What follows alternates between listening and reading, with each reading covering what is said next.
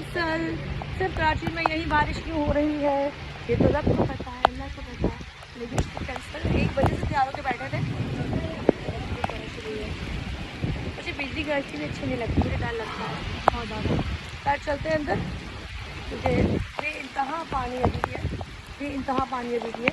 Change किए थे कपड़े, उस तक हम लोग दूसरे कपड़ों में थे और मेकअप शेकअप सब खत्म हो गया और यहाँ से अंदर चलते हैं। बहुत मज़े का वेदर हो रहा है और ओले जो पड़े हैं ना, लग रहा था मैं मरी शरी साइड पे आ गई और जनवरी फरवरी हो गया और ऐसे बर्फ़ गिर रही है। वाह, वो मंजर बहुत खूबसूरत मंजर था, बेइंतहा खूबसूरत।